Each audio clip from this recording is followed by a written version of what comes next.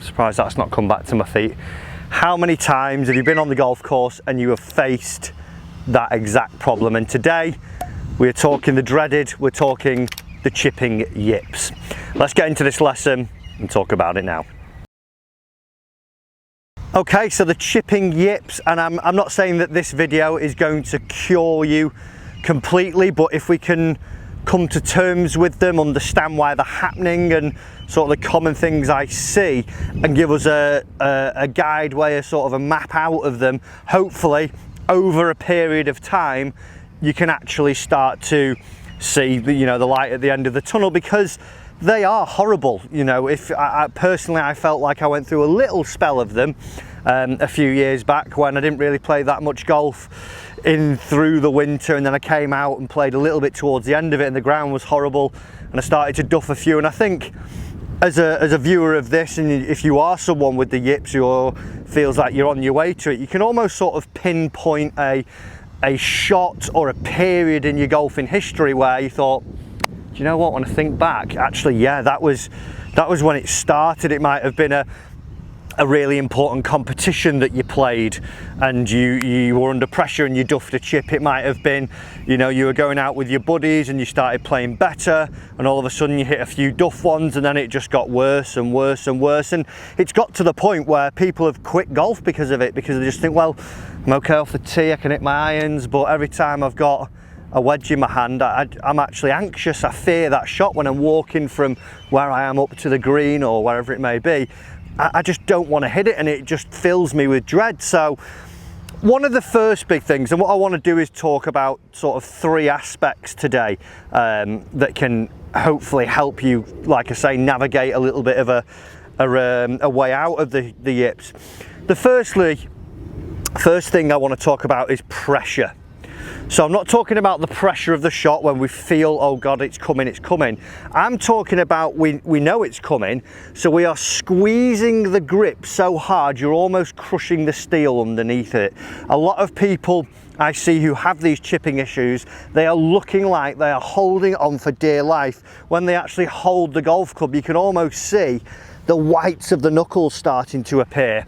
And I would imagine it's actually quite painful, and you see generally that the grips are wearing down quickly and that they are trying to crush it because you're so anxious of actually what's about to happen that you're holding on for that dear life, like I say. And then when we do that, it actually restricts our movement, and all of a sudden we get this sort of sharp, jabby, looking like we're having an electric shock as we hit the golf ball. So if you are someone with the yips, take that into note first thing. When you're chipping now, next time you actually get onto the course and you put your hands on that grip, do you notice that you, like I say, you are really crushing it? Because what I want to do is give you a little bit of advice that Dave Pales gave me, short game expert, to the likes of Mickelson and so forth.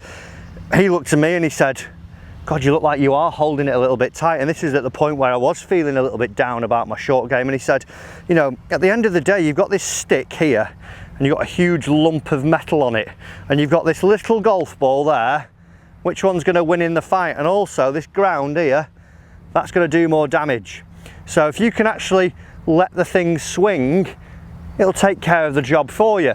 Obviously, it's not as easy as that, but if we are someone who is crushing the life out of it, that movement is so restricted, so rigid, and it's just not flowing. So the first thing I would like you to do, and if it's in your house, probably not in your house, wouldn't be a good idea if you have got the yips, but in your back garden down at the chipping green, I want you to just take one of your hands on the golf club and I want you to grip it super, super light, almost that when you're holding it, you would feel like it's falling out of your hand. From there then, I just want you to start having some swings, even without a golf ball, and actually just feeling the weight of this head swing again. Don't feel like when you're holding it that tight, you can't even feel the shaft or the head. Actually just let it go really light. Just let it start to just swing, and just notice how as I do this, I'm just getting this little grazing on the turf each time. I'm not really stabby and jerky. If I can swing the force and not really force my hands at the shot, it's going to gather it up. And even as you go through into some practice, even just chipping the odd ball, hand in your front pocket, super light grip, and even just chipping it out 5 yards, just see just a nice little smooth chip like that. Just swinging the weight of the club will actually just, the loft will do the job of gathering it up, and the weight and the force of this club will just let the ball go forwards, nice and easy. And that's probably better than some of the chips that you're already hitting. So checkpoint number one, do you feel like you are crushing that grip in your hands and you're actually almost hurting your hands as you're holding it? If you are, get into the one-handed swings and actually feel the weight of the golf club again. Actually get connected with that club once more. Let's take a look at the second thing I want you to try and do. Okay, the second thing that I want us to look at, probably if you've got the yips as well, your knees as you're hitting it, you would have this really violent jerky action as you're going through it. As you come through, it's almost like I say, you have a bit of an electric shock and you start going down at the golf ball and it feels awful. You feel like you're almost about to hit the ball with your knee as you're going through it. And again, it doesn't feel great, doesn't inspire you with confidence, and ultimately we walk off that green or walk away from that chip with our head down. I can't chip, I can't do it. But again, we've got to, I think the thing with the yips is we've got to reprogram. There's been loads of studies on it about how it's the wiring in our brains, and we're trying to tell it to do a task, but it's like it's hitting a roadblock and it can't go any further, so it panics and that's the end of the shot. If we can sort of remap and rewire our brain just by a few different things, then we're going to start to actually find a way out of these yips as we're going through it. So the second thing, we've got to actually start to let the body work again, but not actually let these knees get too aggressive and too active. And one of the other drills I like to get my students doing who are a little bit, really focused on the outcome of the golf shot, is get them to stand with just one foot like this. So the front foot is taking all the pressure now, and this trail foot here is literally just tiptoes on the ground, because as human beings, we're designed to survive. So if I actually stand like this, I know that I've got all my weight over my toes in this lead foot. And if I start moving it off in any different direction, I'm going to fall over. So actually hitting the golf ball to me now becomes second nature. I don't really care about that as much anymore. I'm actually going to think about, well, can I make my swings? And even if you add in the one-handed swings here, can I actually stay balanced my whole time and feel that I've got that weight centered over the toes or the middle of my lead foot, and actually just start to feel that I'm turning a bit, letting my body work, not going down and falling off each time. And again, it might be something you do as a practice drill even without a golf ball like I've just been doing there. So when you come in to add two hands, nice and smooth, focus on that rhythm and focus on your balance. I don't really care where the golf ball goes at the moment. And then as we start to get more confident and we get those swings in and we're actually feeling it, just again, chip a few off. Even if they're going 5 yards here, the flag's obviously quite a way, and hopefully at the end of this video we'll be chipping some up to it. But again, focus on my feet here. I'm not thinking about the swing, I'm focusing on my balance, trying to stop myself from having that jerky movement and just chipping it out and starting to get the map not so focused on the hit and focused on standing up and staying. If I let the force of the club actually just swing, I can stand and do it each time and just pop it out there. So once I've done that, then I'm starting to feel the club head, I'm starting to be a bit more aware of my body.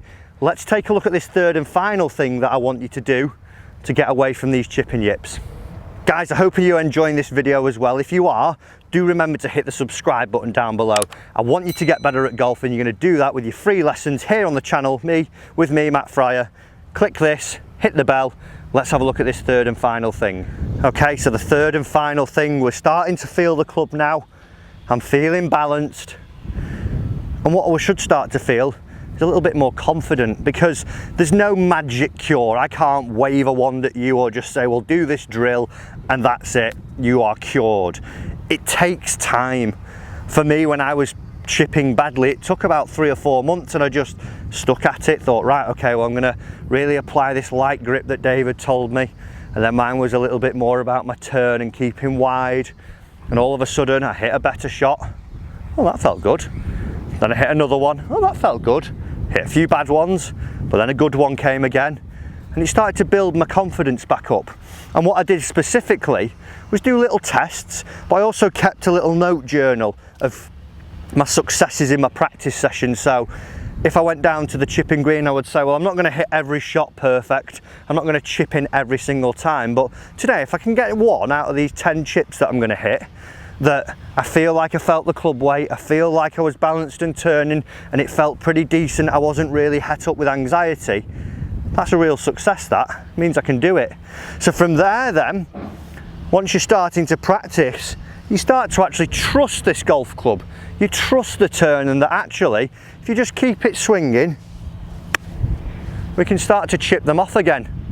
We can actually do what we used to be able to do before we had that little breakdown, and we've just got to take our time, we've got to get better. It's like if you've got a broken bone, you break your arm, it doesn't fix overnight. You don't have your cast on the Monday and by Tuesday it's all good, all done. We have to have a little bit of time with it. We have to build the strength back up. We have to put the reps in just to make sure that as we're going through it, yeah, I know what I'm meant to be doing, and okay, sometimes, oh, that wasn't my best, I got a little bit nervy on that one. Might not be my best shot, but it was better than my yip one that I hit before. So confidence is that third one, and like I say, you've got to build it up, you've got to put a little bit of time in, you've got to put a little bit of effort in. If it's an hour a week swinging one-handed, if it's an hour a week learning to forget about the strike and focus on your balance, so be it, that's what you're going to have to do. But at the end of it, once you get confident again, we can start actually chipping the golf ball out with any real fear. We just go into our feels and we trust what we're doing as we're going through it. So guys, I hope that has helped you. Like I say, take some time and really work on those things, because if you do, you will start to chip it better. I guarantee you won't yip it, you'll chip it better. So get to work on those. Do hit that subscribe button down below for me. Drop me a comment as well. Do you think this is going to help you? Smash that like button, and I'll see you in your next lesson.